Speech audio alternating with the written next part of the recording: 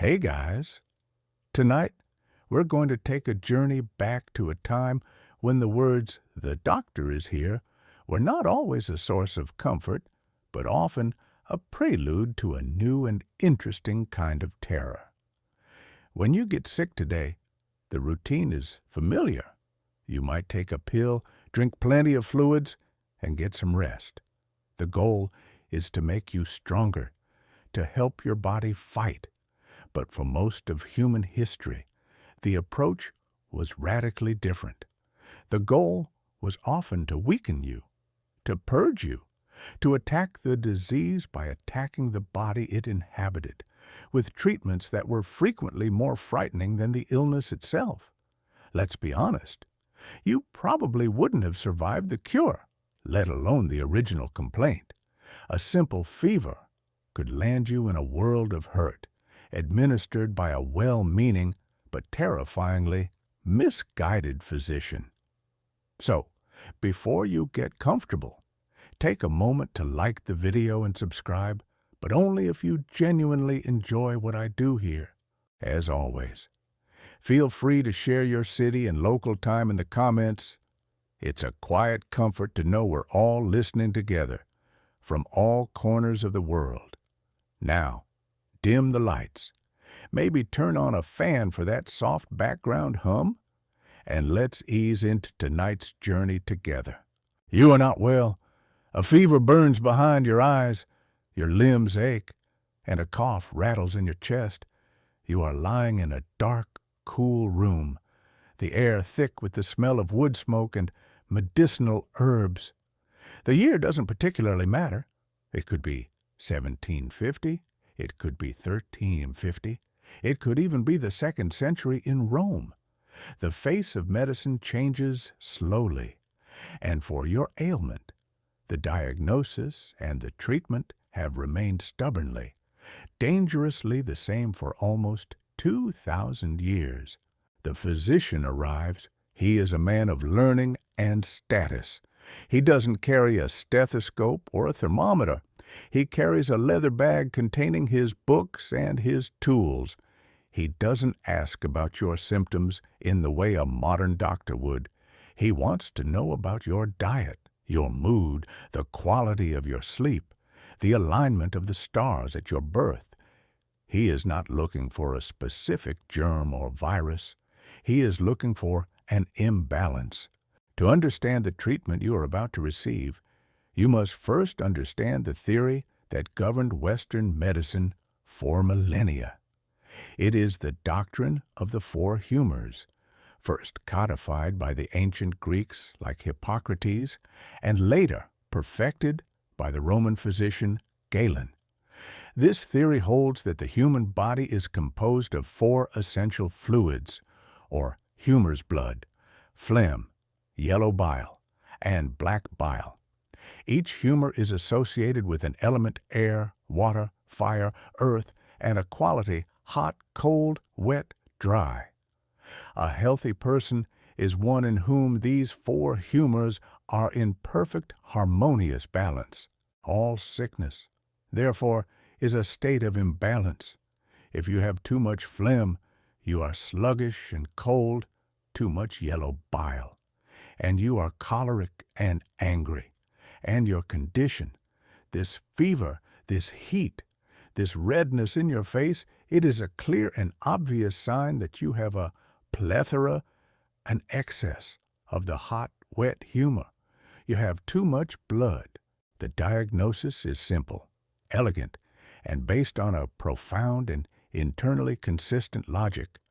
And the cure, therefore, is equally logical. If you have too much of something, the only sensible thing to do is to remove the excess. The physician opens his bag. The cure for your fever is to bleed you. He might choose from several methods. The most common is venesection, or the opening of a vein. He produces a small, sharp, and hopefully clean blade called a lancet. He consults a chart, a complex diagram of the human body covered in lines that look like a mystical road map. These charts showed which veins were thought to be connected to which organs. A pain in your liver. You must bleed the vein in your right arm. A headache. A vein in your forehead is the proper choice. For your general fever, a vein in the crook of your elbow will suffice. He ties a strip of linen tightly around your upper arm.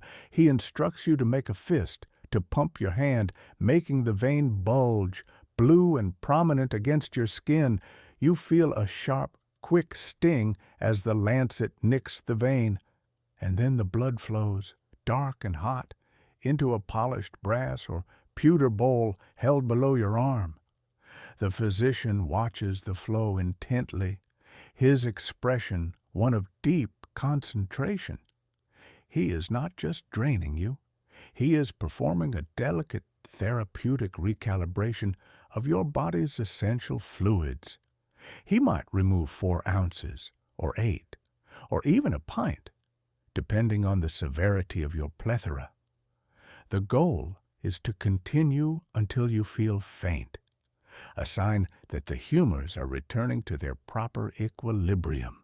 Perhaps you don't have a wealthy physician who makes house calls. Perhaps you go to the local barber surgeon for your treatment. Here, you could get a shave, a haircut, a tooth pulled, and bled, all in the same chair. This combination of services is the origin of the iconic red and white striped barber's pole you still see today. Historians tell us the pole itself represents the staff that a patient would grip tightly to make their veins bulge. The red stripe symbolizes the blood, and the white stripe symbolizes the clean bandages used to wrap the wound afterward. It is a cheerful, spiraling advertisement for a grim and bloody procedure. If your ailment is more localized, a swollen joint, a painful inflammation, the doctor might opt for a different method. He reaches into a jar and pulls out a handful of wriggling, slimy, black creatures, leeches. These creatures were, for centuries, a vital part of the physician's toolkit, nature's own little bloodletters. You feel the cool, slick body of the leech as it is placed on your skin over the painful area. You brace for a bite, but you feel very little. The leech's saliva contains a powerful anesthetic, numbing the site of the wound. It also contains an anticoagulant, hirudin, which keeps the blood flowing freely. All you feel is a strange, persistent pulling sensation as the creature does its work, its body swelling as it fills with your excess, unhealthy blood. It's like having the world's most horrifying, enthusiastic interns working on you. The question that screams from our modern perspective is, why? Why did this practice, which seems so obviously harmful to us, persist for over 2,000 years as the cornerstone of Western medicine? Historians of science still debate this. Was it simply the immense, unshakable authority of ancient texts for centuries? To question the writings of Galen was to question medicine itself. His system was so complete, so logical, that there seemed to be no room for doubt. Or was there something more to it? Did the practice sometimes provide just enough anecdotal evidence to justify its continuation? For a patient with dangerously high blood pressure, for example, the removal of a pint of blood might have temporarily relieved their headache or dizziness, making both the patient and the doctor believe the treatment was working. For a patient with a high fever, the lightheadedness and weakness caused by blood loss might have been misinterpreted as the fever breaking. The powerful psychological effect, the feeling that something dramatic was being done, cannot be discounted either. In a world with few effective treatments, a dramatic intervention could be a powerful source of hope. But for the vast majority of illnesses, for infections, for anemia, for shock, for almost everything, bloodletting was actively harmful. It weakened the body's own ability to fight disease. It could turn a minor illness into a fatal one. The tragic death of America's first president, George Washington, in 1799 is often cited as a famous example. Suffering from a severe throat infection, he was attended by the finest physicians of his day. Over the course of less than 24 hours, they drained him of an estimated 5 to 7 pints of blood, more than half the blood in his body. He grew weaker and weaker and died shortly after. His doctors, acting on the best medical theory of their time, had almost certainly killed him. It was not until the mid-19th century, with the rise of statistical analysis and controlled studies in medicine, that the practice finally began to die. A French physician named Pierre-Charles Alexandre Louis meticulously studied the cases of pneumonia patients, comparing those who were bled with those who were not. His numbers proved conclusively that the patients who were bled were far more likely to die. The numbers didn't lie. The age of scientific medicine was beginning, and the 2,000-year reign of the lancet and the leech was finally coming to an end. But for countless generations, this was medicine. It was a well-intentioned, theory-driven, and often fatal attempt to balance the body by draining it of its very life force. A cure that was, so very often, far scarier than the disease. The practice of bloodletting, for all its dangers, was born from a place of supreme confidence. It was the application of a complete and elegant, albeit completely wrong, theory of the human body. The physicians who wielded the lancet and the leech believed they were restoring a delicate, natural balance. But what happens when medicine encounters a new and terrifying disease that defies all the old theories? What happens when balancing the humors does nothing? Then confidence gives way to desperation, and desperation leads to cures that are not about balance, but about brute force, a scorched earth campaign fought within the patient's own body. Let the image of the physician's bleeding bowl fade. We travel now to the end of the 15th century. A new terror is sweeping across Europe, passed like a dreadful secret from the seaports to the cities, from the beds of soldiers to the beds of kings. It is not a swift plague like the Black Death. It is a slow, insidious, and disfiguring malady. They call it the Great Pox. We know it today as syphilis. Its arrival caused a wave of panic. The initial symptoms were followed by a devastating progression of painful rashes, open sores, tumors that could eat away at bone and cartilage, and eventually, for many, a descent into madness and death as the disease attacked the nervous system. The old remedies were useless. Physicians tried bleeding, purging, and herbal concoctions. Nothing worked. The disease continued its relentless march. And this is where one of the great debates in the history of medicine begins. Where did this terrifying new disease come from? Historians and epidemiologists still argue over its origins. Was it, as the popular Columbian exchange theory suggests, a New World disease unknown to Europeans until it was brought back by Christopher Columbus's crews from their voyage to the Americas? Or was it, as others argue, a disease that had existed in the Old World for centuries in a milder form, which then suddenly mutated into a far more virulent and deadly strain At the end of the 15th century, we may never know for certain, but for the people of the time, its origin was less important than the terrifying reality of its presence. In this climate of fear and desperation, physicians began to experiment with more powerful and dangerous substances, and they noticed that one substance, a heavy, silvery liquid metal known to alchemists and poisoners for centuries, seemed to have an effect. When applied to the sores of a syphilis patient, it sometimes seemed to make them dry up and fade. That substance was mercury, and so began one of the darkest chapters in the history of medical treatment. For the next 400 years, the primary weapon against the great pox would be a deadly poison.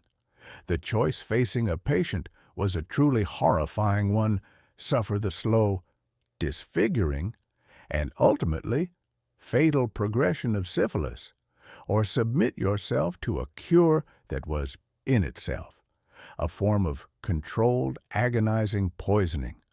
Unlike bloodletting, which was based on a complex theory of restoring balance, this new cure was based on a much simpler, more brutal idea: fighting one poison with another.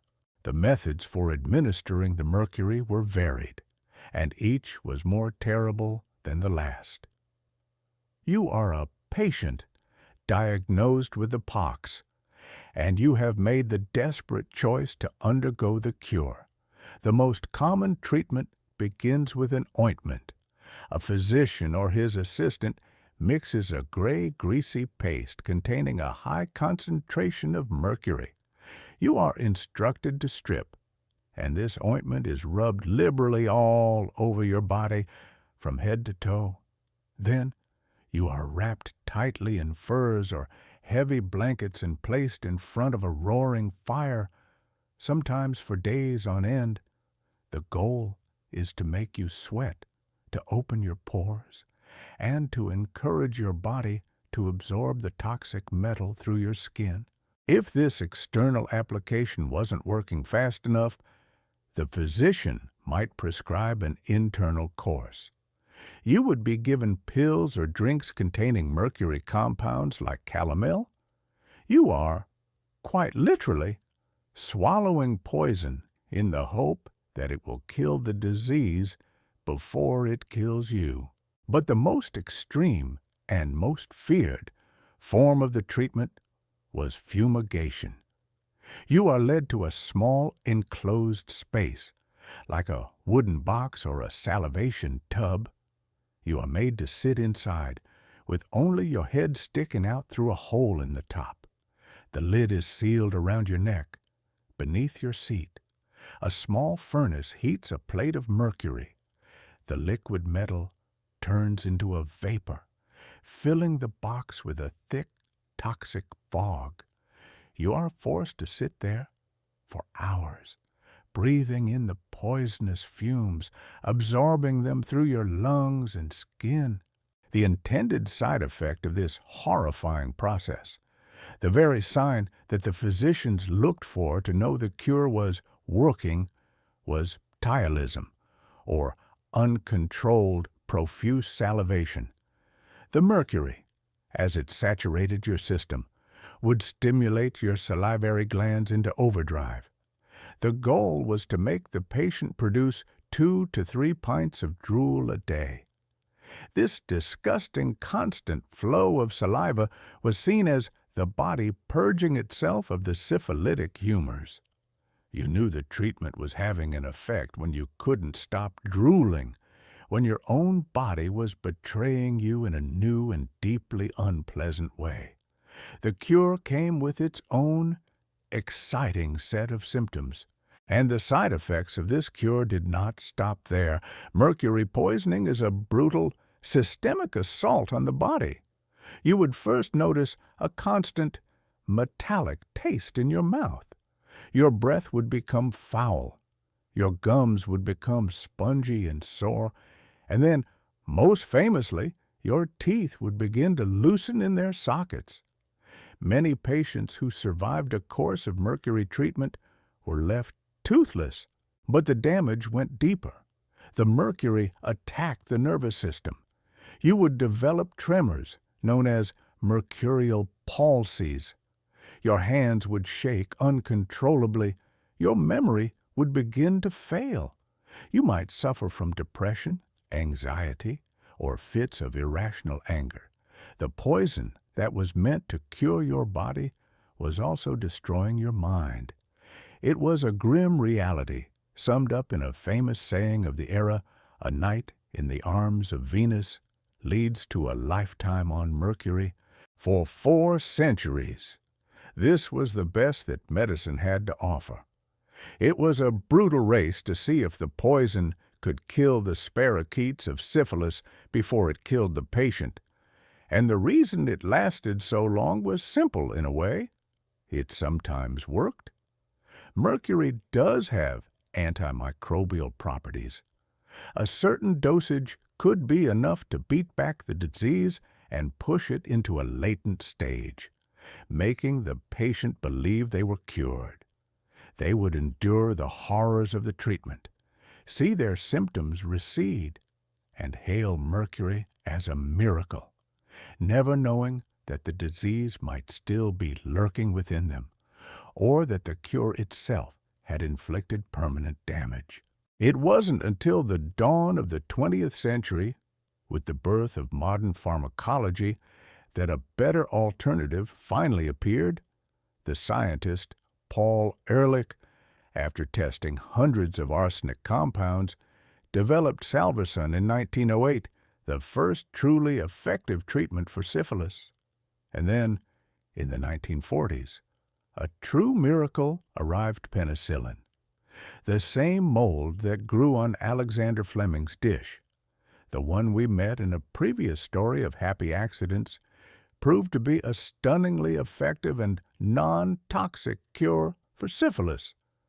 The 400-year reign of terror of the mercury cure was finally over. But its legacy is a dark and cautionary one. It is a story of desperation, of a time when the only weapon against a terrible disease was a poison that was, in many ways, just as terrible.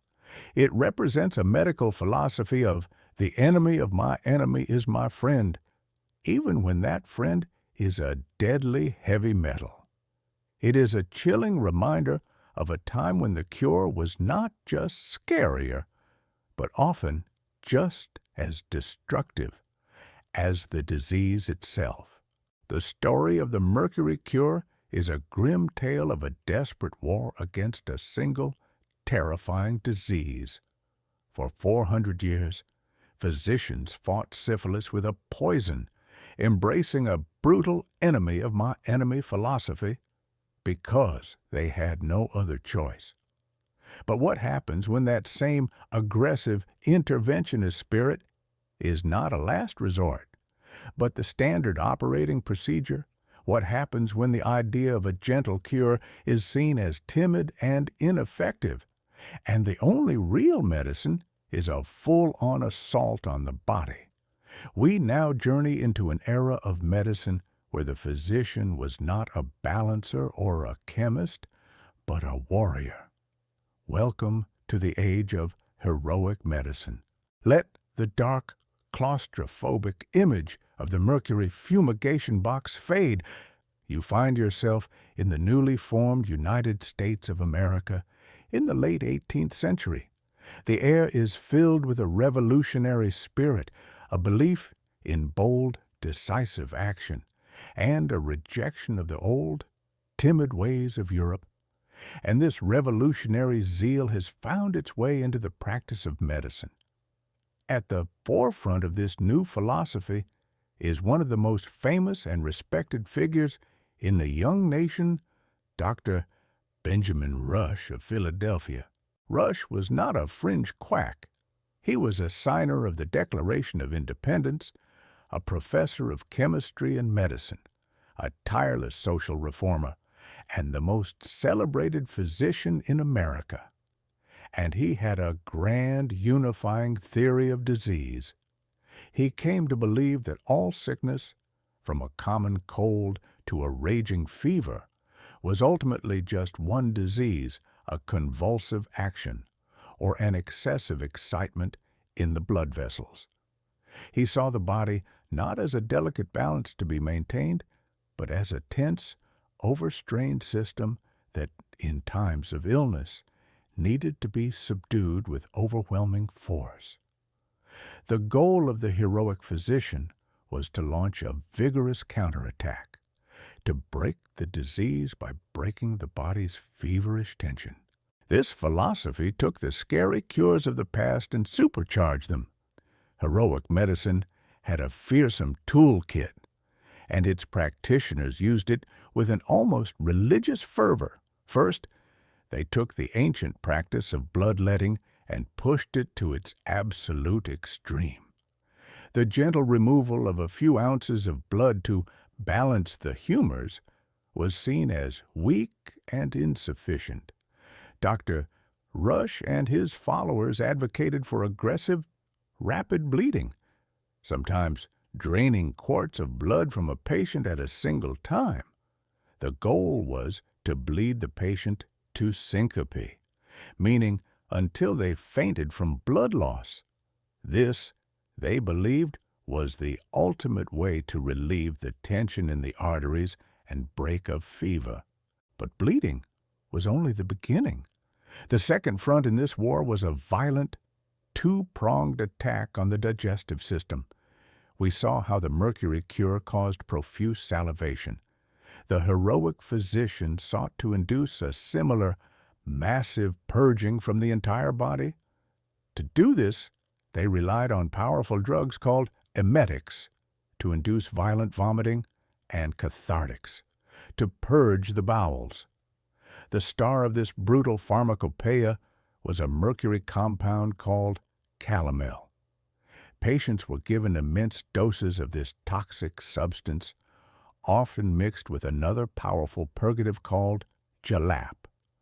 The goal was to create what Rush called a majestic display of the powers of medicine, to completely and utterly empty the body from both ends, cleansing it of the morbid poisons that were causing the disease.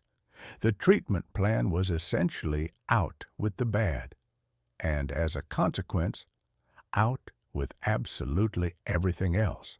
And if bleeding and purging were not enough, there was a third agonizing tool, blistering. This involved applying a caustic plaster, often made from a preparation of dried beetles known as Spanish fly, to the patient's skin, usually on their back, neck, or limbs. This plaster would create a large, painful second-degree burn, raising a blister that would then be drained. The theory was that this counter-irritation would draw the disease, the inflammation, the morbid humors out from the deep organs and to the surface of the body where they could be safely released. A patient undergoing the full heroic treatment would find themselves simultaneously being bled, purged from both ends, and covered in painful, weeping blisters. The original disease almost becomes an afterthought in the face of such a multi-front assault by the cure. To see this philosophy in action, we travel to the terrifying summer of 1793 in Philadelphia. The city, then the nation's capital, is in the grip of a deadly yellow fever epidemic. People are dying by the hundreds. The city is in a panic, with thousands fleeing to the countryside. But Dr. Benjamin Rush, to his immense credit, remains. He bravely stays in the city, working tirelessly day and night to treat the sick and dying. You are now in a stuffy, hot sick room in the city. The patient on the bed is burning with the fever. Their skin has taken on the jaundiced yellow hue that gives the disease its name, and they are vomiting up black bile. It is a terrifying scene. Dr. Rush enters, a figure of authority and action. He immediately sets to work with his heroic cure. He opens a vein and bleeds the patient heavily. Then he administers his signature Thunderbolt Purge, 10 grains of calomel mixed with 10 grains of jalap.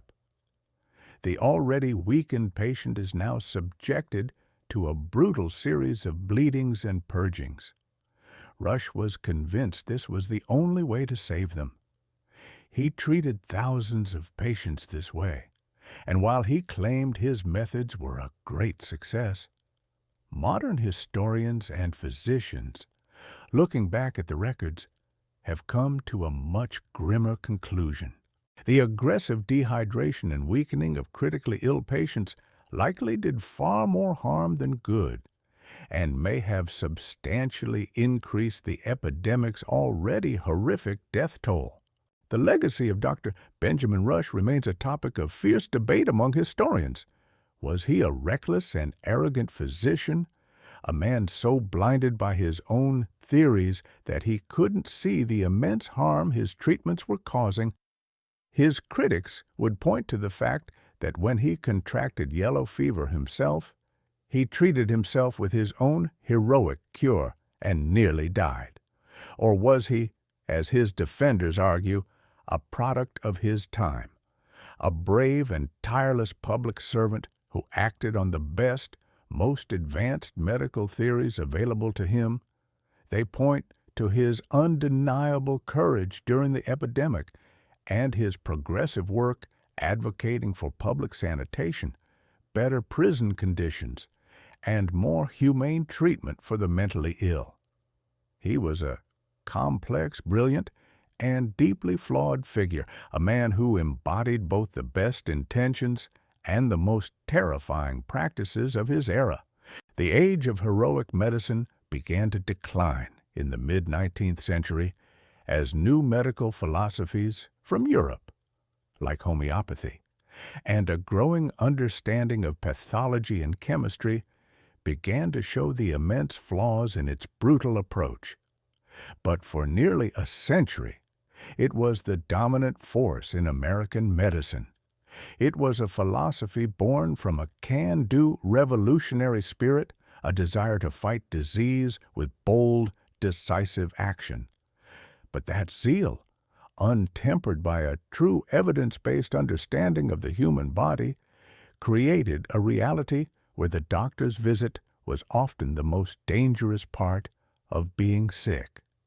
It was the logical, terrifying conclusion of a medicine where the cure was not only scarier, but often more deadly than the disease. The era of heroic medicine was a time of violent, frantic action. The physician, faced with a sick patient, believed the only path to a cure was a full-scale assault bleeding, purging, and blistering the disease into submission. It was a medicine of noise, of struggle, of a body in revolt. But as the 19th century wore on, a new and quieter, but in some ways more terrifying, philosophy of treatment began to emerge. What if the cure for an ailment was not a storm of activity, but its complete and utter absence? What if the path to health was through a perfect, soul-crushing calm? We now leave the world of heroic action and enter the silent, padded prison of the rest cure. The scene shifts. You are no longer in a feverish sick room in Philadelphia. You are in a plush, well-appointed bedroom in a fine house in London or New York during the Gilded Age, the late 1800s. The air is still and quiet. Sunlight is filtered through heavy velvet curtains. You are an upper-class woman, and you are unwell. Your diagnosis is not a fever or a pox, but something more fashionable, more modern neurasthenia or hysteria. The symptoms are vague but debilitating. You feel a profound exhaustion, a sense of anxiety and sadness. You have trouble sleeping. You might suffer from fainting spells or a general feeling of malaise.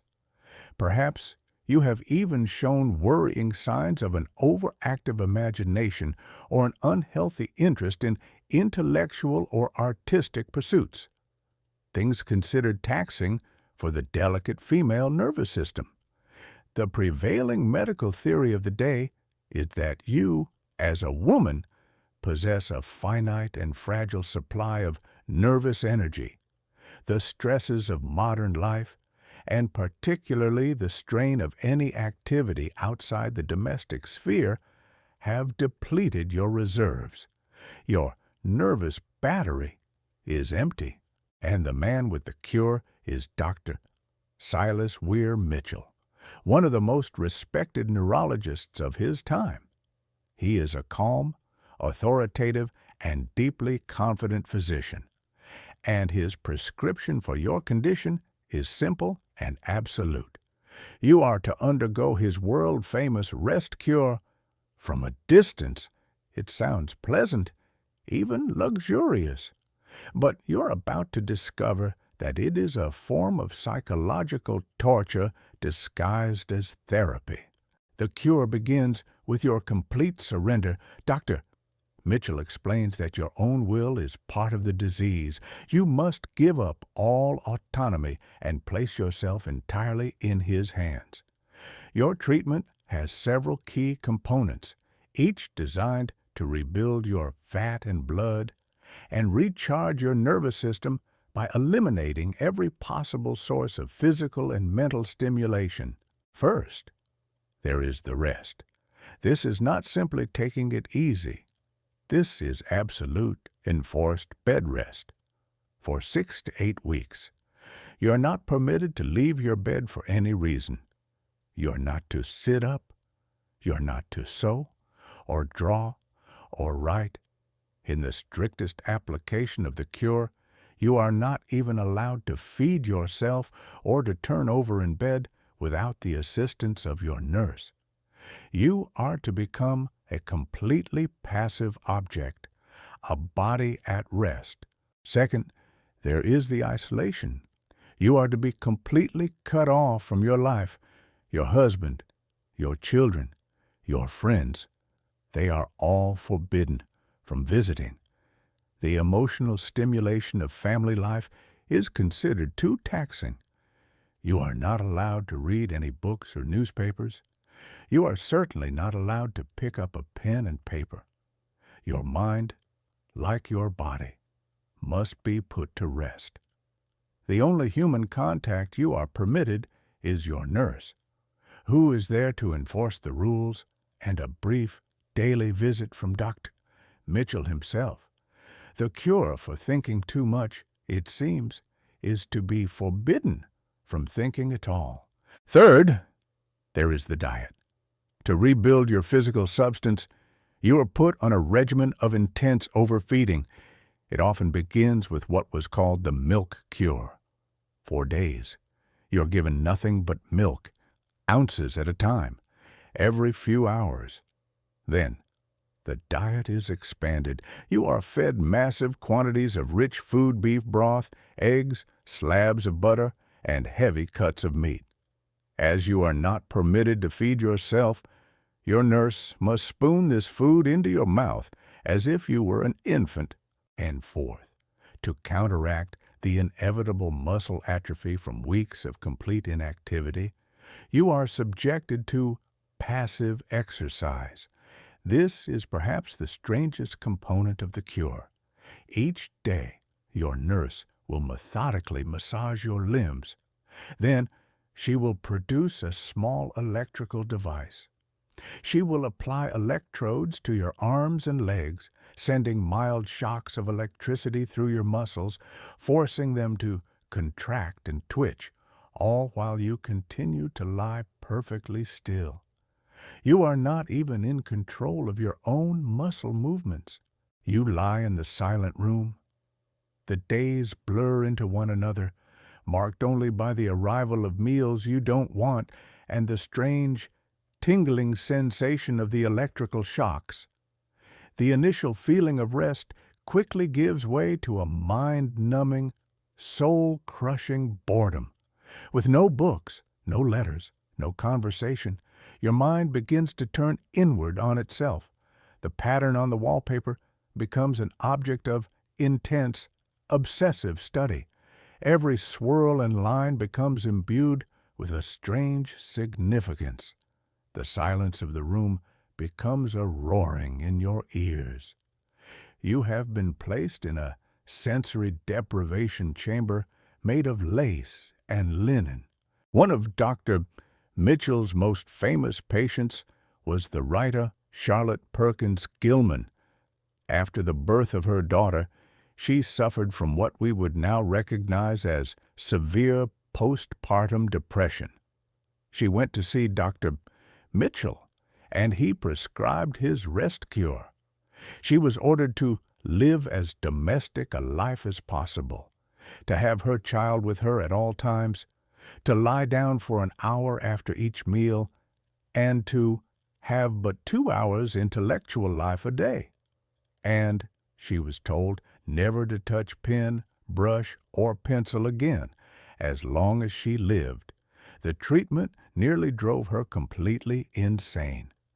She later wrote that she came so close to the utter shipwreck of mind that she had to abandon the cure and her husband to save her own sanity. Her horrifying experience became the direct inspiration for her classic short story. The Yellow Wallpaper, a masterpiece of feminist horror in which a woman, confined to a room for a rest cure, descends into madness, becoming obsessed with the woman she believes is trapped behind the pattern of the wallpaper. And this brings us to the central troubling debate that surrounds the rest cure. Feminist historians and medical scholars continue to argue over its true nature. Was it a genuine, if deeply misguided, attempt to help women who were suffering from very real psychological distress? Or was it, consciously or not, a punitive tool of a patriarchal society designed to enforce conformity? Was the goal to cure women of unladylike traits like intelligence, creativity, and ambition, and to force them back into a state of childlike dependence that was considered their proper role? The evidence for the latter argument is compelling. The rest cure was almost exclusively prescribed to women. When Dr. Mitchell treated men for neurasthenia, he prescribed the exact opposite, a West cure. He would send his male patients out to the rugged American West for months of vigorous physical activity, cattle ranching, roughing it, hunting. For men, the cure for nervous exhaustion was action and adventure. For women, it was imprisonment and infantilization. The rest cure was a chillingly effective way to treat a certain kind of problem. It was a cure that sought to silence a woman's mind, to erase her personality, to break her will, all in the name of restoring her nervous energy. It stands as a terrifying example of how a society's biases and fears can be medicalized, turning a doctor's office into a place of punishment and a quiet, comfortable bedroom into a prison. It was a cure far, far scarier than the diseases it pretended to treat. The oppressive stillness of the rest cure was a psychological prison, a treatment designed to cure a woman's overactive mind by confining her body and starving her intellect. Dr. Mitchell sought to achieve a state of passive tranquility by caging the personality. But as medicine moved into the 20th century, the desire to fix troubled minds became even more direct, more ambitious, and infinitely more terrifying. We now turn to a cure that sought to calm the mind not by imprisoning it, but by surgically remodeling the cage itself. Let the image of the velvet-draped Victorian bedroom fade.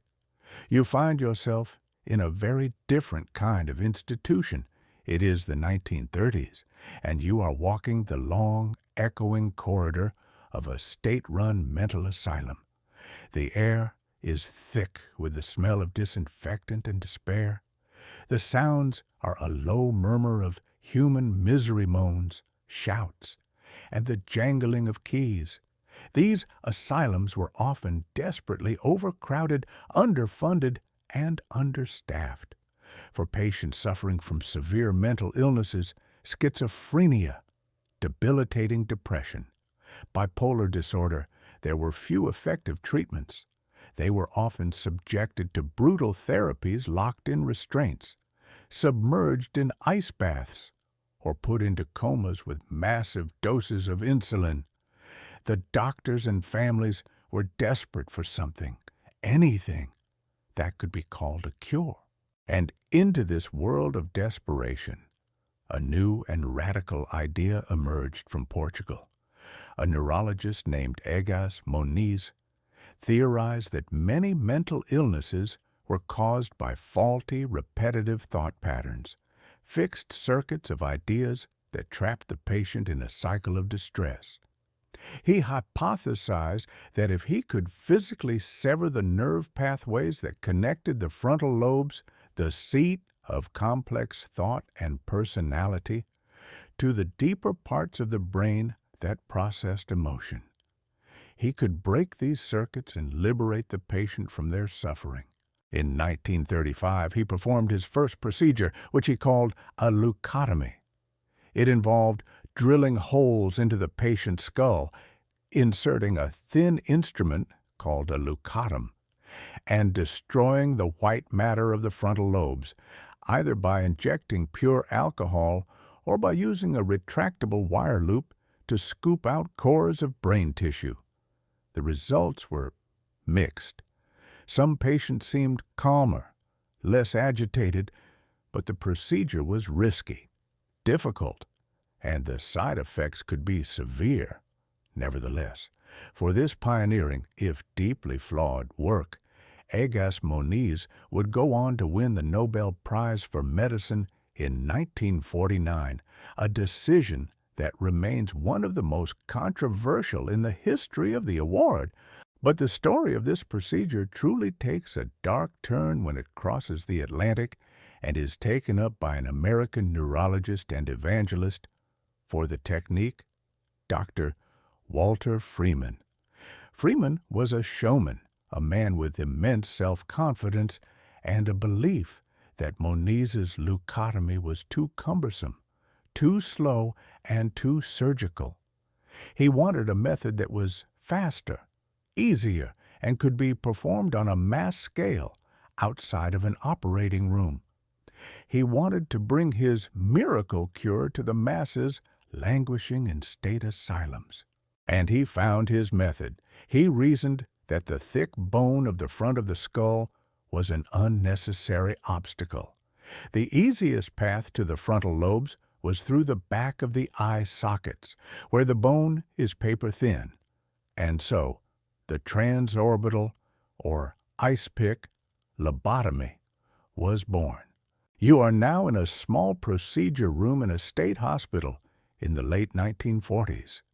A patient, perhaps a young woman suffering from severe depression or a young man with schizophrenia, is brought in. They are not put under general anesthetic. Instead, they are rendered unconscious with a brief, violent jolt of electroshock therapy. They lie still on the table, their body twitching slightly. Dr. Freeman works with a chilling efficiency. He takes his chosen instrument. In his early days, it was quite literally an ice pick from his own kitchen. Later, he designed a dedicated but visually similar tool he called an orbitoclast. He pulls back the patient's eyelid. He places the sharp point of the orbitoclast into the top of the eye socket, between the eyeball and the lid. He takes a small surgical mallet, and then you hear the sound, a soft, precise, and utterly horrifying tap, tap, tap. He gently taps the end of the instrument with the mallet, driving it through the thin layer of bone and into the frontal lobes of the patient's brain.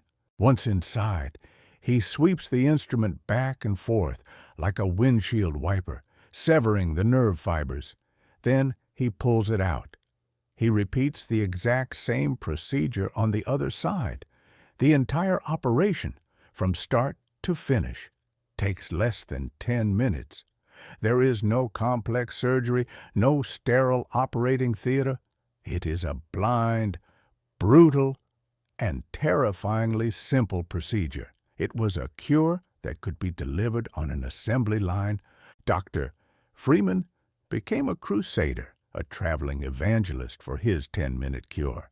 He drove across the United States in a van he nicknamed his lobotomobile, going from one underfunded state asylum to the next, performing dozens of lobotomies a day, often in front of an audience of doctors and nurses. He was a performer, at one point developing the skill of performing 2 lobotomies at once, one with each hand. And in a grim, technical sense, the procedure worked. Patients who were once violent, agitated, or deeply distressed were often left docile, quiet, and profoundly passive. They became easier for the overworked asylum staff to manage. The problem behavior was gone. But what was lost in the process? The procedure often erased the very essence of the person. Patients lost their spark, their ambition, their creativity, their social inhibitions, and their capacity for deep emotion. They were left in a state of childlike blankness, their inner world scraped clean. The most famous victim of this procedure was Rosemary Kennedy, the sister of President John F. Kennedy, whose lobotomy, intended to cure her mood swings, left her with the mental capacity of a toddler for the rest of her life. This leads to the great agonizing debate that surrounds this chapter of medical history. Historians and ethicists continue to grapple with the legacy of the lobotomy. Was it a barbaric act of mutilation from the very beginning? A dark stain on the history of medicine driven by arrogance and a desire for a quick fix? Or was it, as some argue, a desperate last resort in an age with no other viable options? Were these doctors simply trying to relieve profound and intractable human suffering in the only way they knew how, in a world before the development of effective psychiatric medications? The decline of the lobotomy was as swift as its rise. In the mid-1950s, the first effective antipsychotic drugs, such as Thorazine, were introduced. Suddenly, there was a chemical way to treat the symptoms of severe mental illness, a way that did not involve a mallet and a spike. The new medications were not a perfect cure, but they were infinitely less brutal and less permanent than a lobotomy. The asylums began to empty out, and the lobotomy was quickly and rightly abandoned, relegated to the dustbin of medical horrors. But its story serves as perhaps the ultimate cautionary tale of a cure that was scarier than the disease. It was a treatment that succeeded by destroying the patient. It was born from a genuine desire to help, but it demonstrates the terrifying danger of applying a simple, mechanical solution to the infinitely complex and delicate universe of the human mind. It was a surgical shortcut that all too often led to a dead end of the soul, leaving behind a quiet, untroubled, and empty room where a person used to be. The chilling, clinical tap of the lobotomist's mallet fades, leaving behind the silence of a personality erased. The lobotomy was a terrifying cure administered by an elite, credentialed physician, a man of science who believed, with absolute conviction, that he was fixing a broken mind. But now, we leave the stark, sterile world of the asylum and the operating theater for a place that is, in its own way, even more dangerous the family medicine cabinet. We journeyed to an age where the physician was not a man in a white coat, but a slick advertisement in a newspaper, and the cure was not a surgical procedure, but a sweet-tasting syrup in a handsome glass bottle. Let the image of Dr. Freeman and his lobotomobile dissolve. You find yourself in the heart of the Gilded Age, the late 19th and early 20th centuries. It is an era of immense industrial growth, booming cities, and boundless optimism.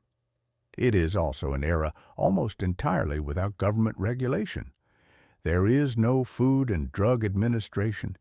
There are no ingredient lists, no warning labels, no clinical trials. A person could mix anything into a bottle, claim it cured every disease known to man, design a fancy label, and sell it to a desperate and trusting public. This was the golden age of the patent medicine, the snake oil salesman, and the cure that was often far worse than the disease. Historians still debate the primary engine of this boom.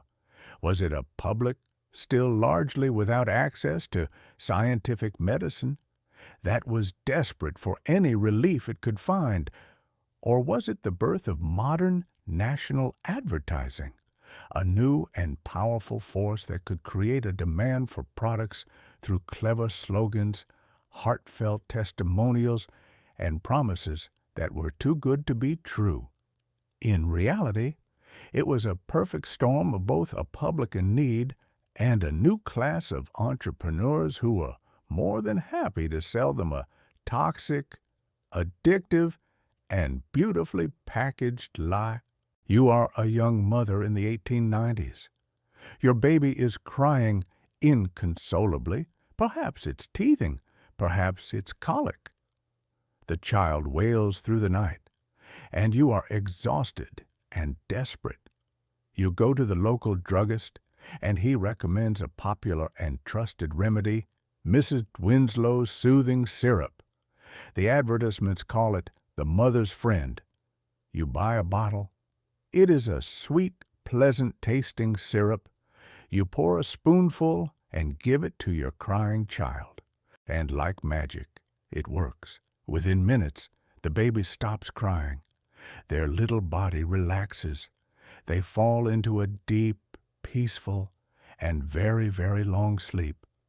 You feel a wave of immense relief. You have found a miracle. But the miracle has a dark and simple secret.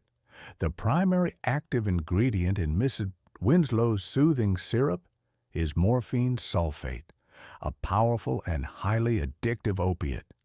The syrup didn't soothe the baby's pain. It drugged the child into a narcotic stupor.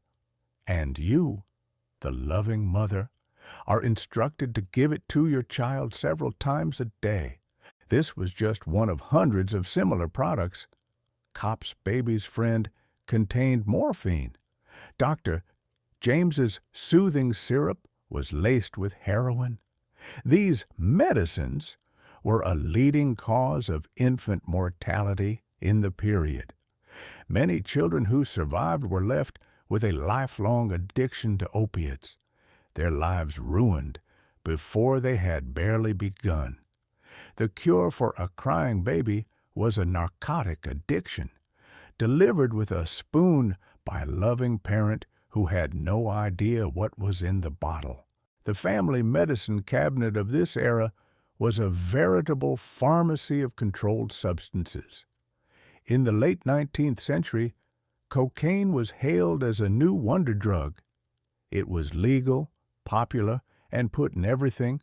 If you had a toothache, you might go to the druggist for a vial of Lloyd's cocaine toothache drops. The instructions were to apply it directly to the sore tooth and gums. And, of course, it worked wonderfully. It was, after all, pure cocaine, a powerful topical anesthetic. It was an ingredient in throat lozenges and hay fever remedies, and for a time it was famously an ingredient in a popular new brain tonic and temperance beverage, a drink that promised to give you all the energy and vigor you needed to get through the day, Coca-Cola.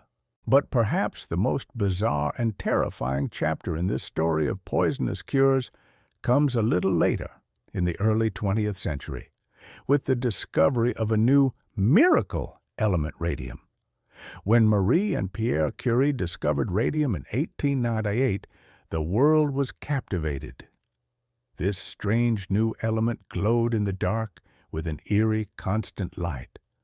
This magical property led people to believe that it contained the very essence of life, a powerful, restorative energy. A wave of radioactive quackery swept the nation. You could buy radium-laced face creams that promised to rejuvenate the skin. You could buy radium-infused chocolate bars, radium suppositories, even radium-laced contraceptives. But the most popular and ultimately most infamous of these products was a drink called Radithor. It was a simple concoction distilled water containing a small but significant amount of two radium isotopes. It was sold as an expensive, certified radioactive water, a health tonic that promised to cure everything from arthritis to impotence and restore the vibrant glow of health. And in a way, it did make you glow. And to understand the true horror of Radithor, we must meet one of its most enthusiastic customers. His name was Eben Byers. He was a wealthy Pittsburgh industrialist, a famous amateur golfer, and a man about town. In 1927, after injuring his arm in an accident, his doctor prescribed Radithor to help with the pain. Byers loved it. He claimed he felt energized, invigorated. He began drinking a bottle of Radithor every single day, and often more. He was so convinced of its benefits that he sent cases of it to his friends and business associates. He even gave it to his racehorses. For a few years, everything seemed fine. But radium is a deadly poison. The human body mistakes it for calcium and deposits it directly into the bones. There it sits, emitting constant cell-destroying radiation for years. Slowly, silently, Eben Byers' bones were disintegrating from the inside out. The effects began to show. He started losing weight. He suffered from terrible headaches and pains in his bones. And then his jaw began to hurt. And then it began to fall apart. By 1931, the man who had been a strapping, healthy athlete just a few years earlier was dying a horrific death. The constant radiation had caused huge holes to appear in his skull. Most of his upper and lower jaw had simply rotted away, a condition known as radium jaw. When he died, he was buried in a lead-lined coffin to contain the radiation still emanating from his remains. The story of Eben Byers' gruesome death, reported in newspapers across the country under headlines like "The radium water worked fine until his jaw came off," became a national scandal. It was a terrifying, high-profile example of the dangers lurking in the unregulated patent medicine industry.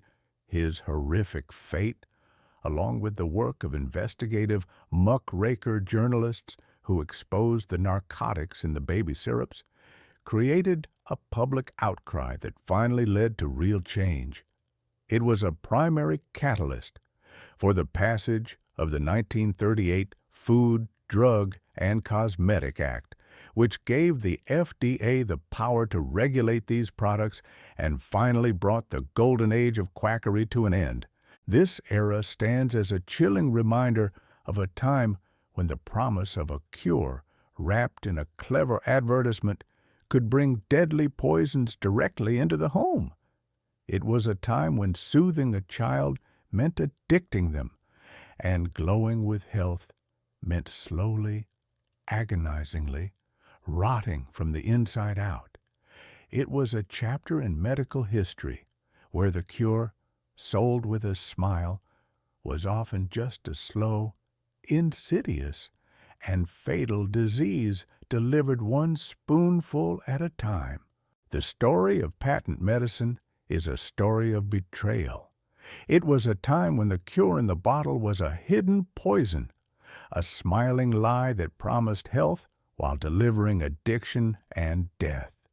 It was terrifying because of its deception, but for our final journey into the history of scary cures, we traveled to a time and a practice where the ingredients were not always a secret.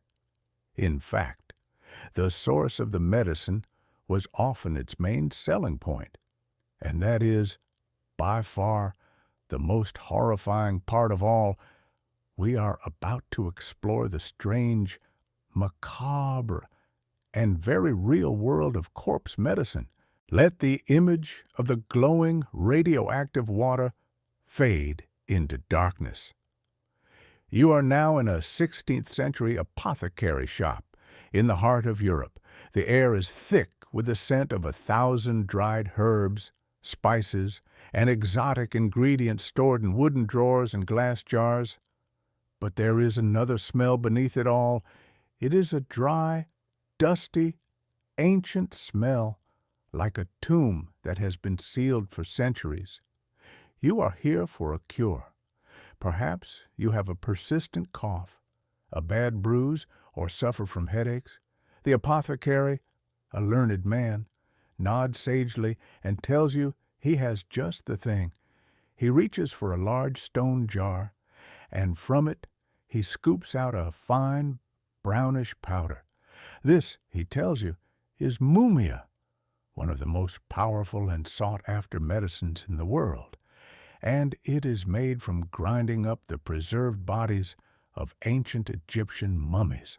To our modern minds, this sounds like a ghoulish fantasy, but for several centuries, from the Middle Ages well into the 18th century, mummy powder was a standard and respected item in the European pharmacopoeia.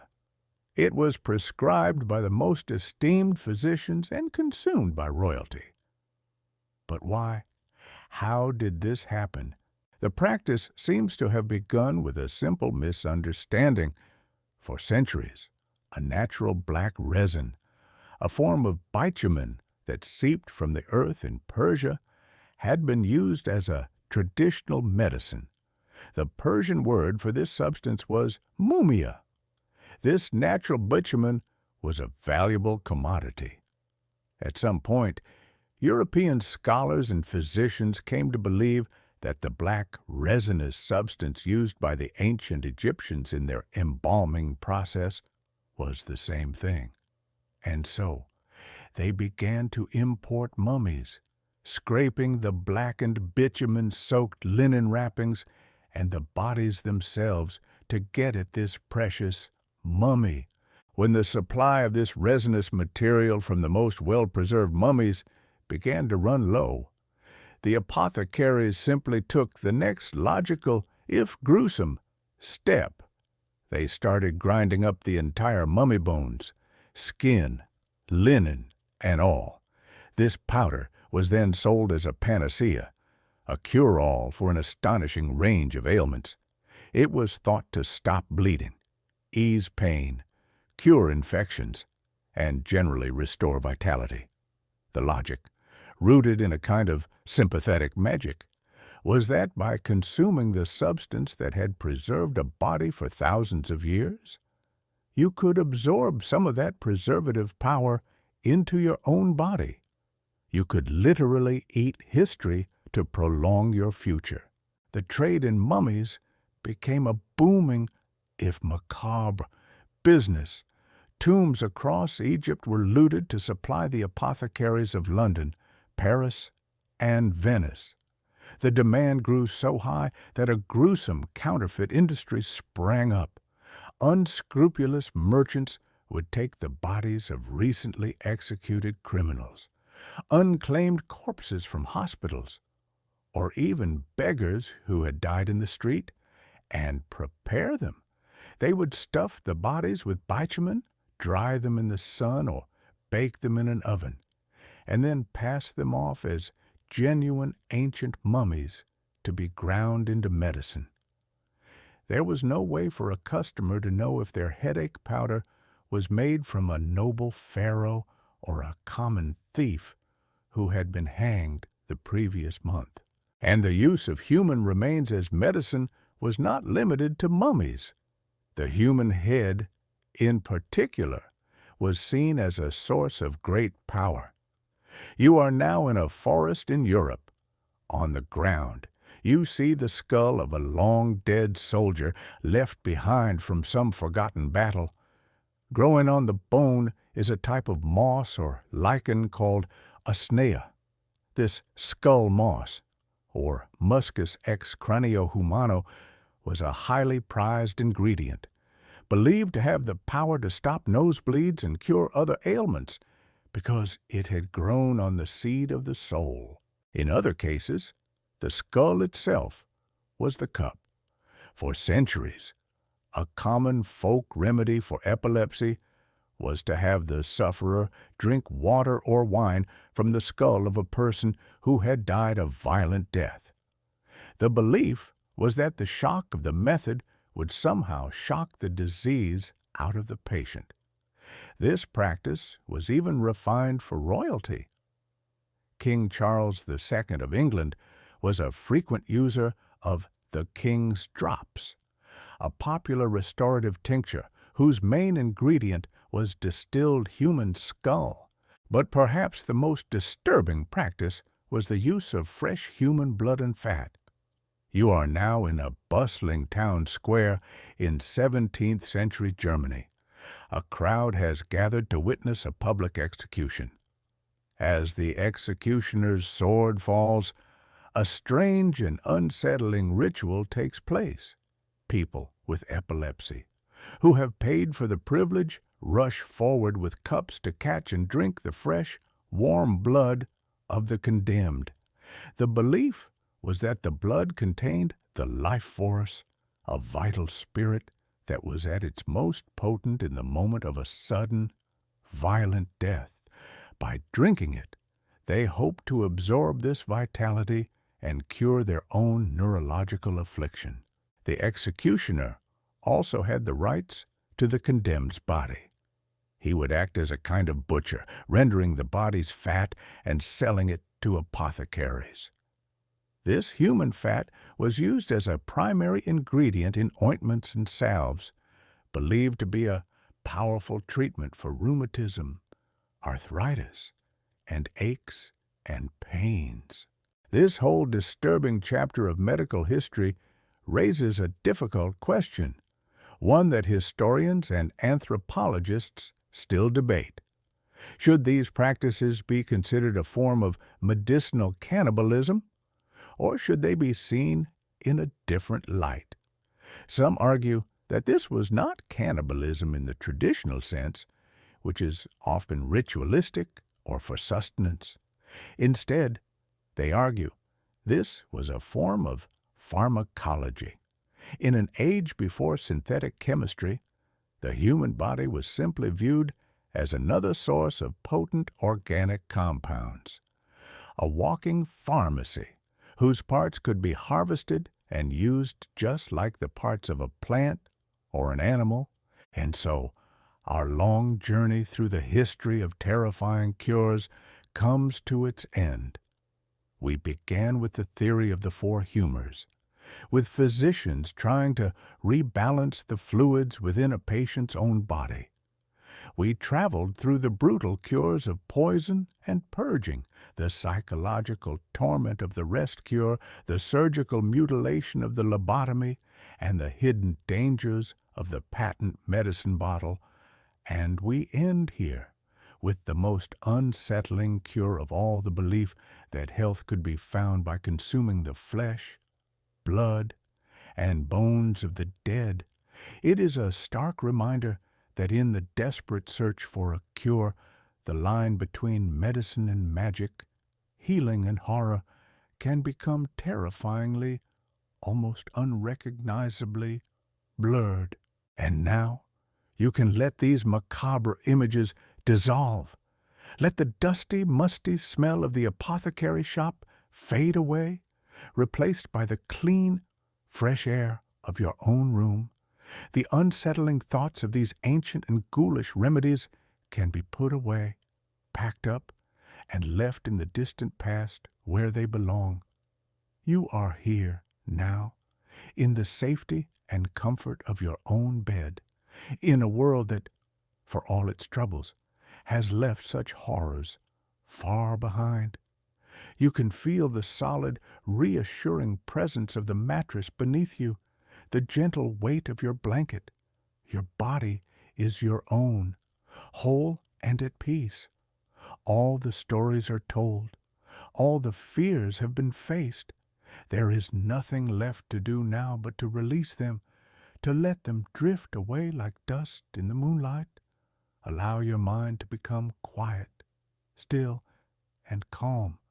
Allow yourself to sink into the deep comfort that surrounds you and to drift gently into a well-deserved, untroubled, and deeply peaceful sleep.